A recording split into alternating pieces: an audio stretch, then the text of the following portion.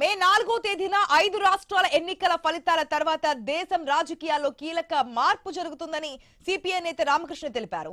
మోడీని వదిలిపెట్టి వస్తే వైసీపీ, టీడీపీ, జనసేన లాంటి పార్టీలతో కలిసి పోరాటం చేయడానికి సిద్ధమని ఆయన తెలిపారు. దేశ ప్రజలు బీజేపీ ఓడిపోవాలని కోరుకుంటున్నారని, నరేంద్ర మోడీ ప్రభుత్వాలను గద్దె దింపడానికి జాతీయ స్థాయిలో పోరాటం చేస్తామని తెలిపారు. మోదీ వ్యతిరేకత పార్టీలు, ప్రజా సంఘాలు అన్నింటినీ కలుపుకొని ముందుకు వెళ్లడమే ఇండియా కూటమి లక్ష్యమన్నారు. రేపు 4వ తేదీ నాడు 5 రాష్ట్రాల అసెంబ్లీ ఎన్నికల ఫలితాలు వచ్చిన తర్వాత దేశ రాజకీయాల్లో కీలకమైన మార్పులు రాబోతా ఉన్నాయి. ఎందుకంటే ఈ 5 రాష్ట్రాల అసెంబ్లీ ఎన్నికల్లో ప్రజలు బీజేపీ ఓడిపోవాలని కోరుకుంటా ఉన్నారు.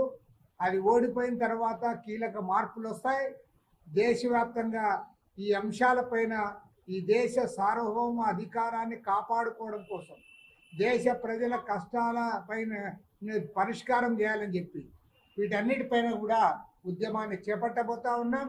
ఆ ఉద్యమానికి రూపకల్పన చేయడానికి మే 8, 9, 10 తేదీల్లో ఢిల్లీలో భారత కమ్యూనిస్ట్ పార్టీ జాతీయ సమితి సమావేశాలు జరుపుకుంటా ఉన్నాం.